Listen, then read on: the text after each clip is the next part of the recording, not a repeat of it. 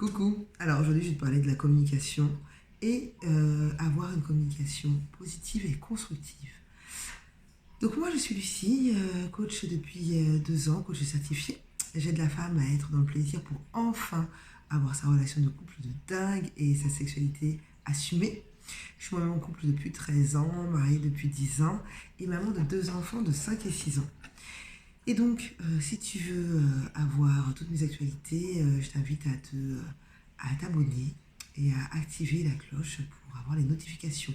Puis à faire un petit tour dans tout ce qui est la barre de description. Tu verras, il y a du contenu gratuit. Il y a aussi une façon de me contacter. Voilà, si tu veux partager ce que tu vis actuellement au niveau de ton couple et de ta sexualité. Les présentations sont faites. Donc aujourd'hui, comme je disais, on va parler de communication. Et j'ai déjà fait une vidéo pour dire combien la communication est essentielle au sein du couple, mais tout dépend de quelle façon tu communiques. Et là, aujourd'hui, j'ai vraiment envie de rentrer dans le détail et te parler du fait d'avoir une communication constructive et positive. Et pour cela, il y a des étapes à adopter. La première étape, déjà, c'est de toujours avoir en tête quel est le résultat que je souhaite obtenir. Qu'est-ce que je veux obtenir?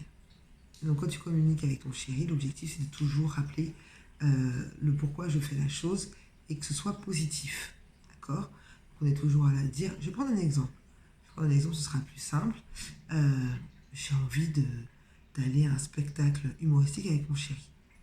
Donc je lui dis, écoute Jean, j'adorerais passer un moment avec toi. J'adorerais passer un moment à deux. Et donc, en fait, la dernière fois, quand je t'en ai parlé et que j'ai vu que t'étais pas emballé, je me suis sentie rejetée. Je me suis sentie pas respectée et j'ai senti que je n'étais pas ta priorité.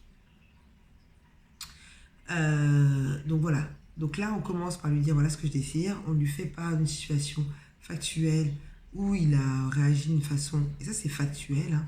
On n'est pas dans le ressenti ou quoi, on est vraiment dans le factuel. Et ensuite, je lui dis, voilà mon ressenti. Et après, j'ouvre la discussion. C'est-à-dire que je vais lui dire, bah voilà, qu'est-ce que t'en penses? De quelle façon, selon toi, on aurait pu agir différemment pour pouvoir passer ce moment à deux? Parce que je te le rappelle, moi, ce que je veux, c'est passer du temps avec toi et aller voir ce spectacle. Donc là, on ouvre la discussion en posant une question. Ça peut être ça. Ça peut être, bah écoute,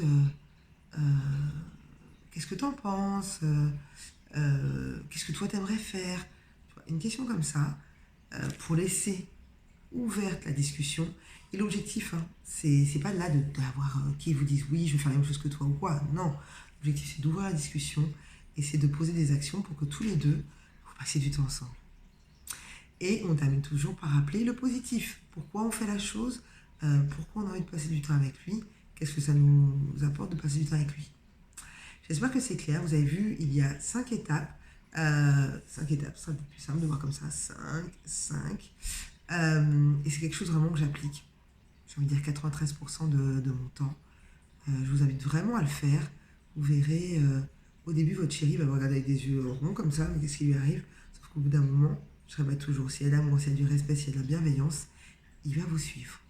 N'hésite pas à me dire en commentaire ce que tu penses, ce que tu en penses. Est-ce que c'est quelque chose que tu mets en place? Et je te souhaite une belle journée. Prends soin de toi et je te dis à très vite.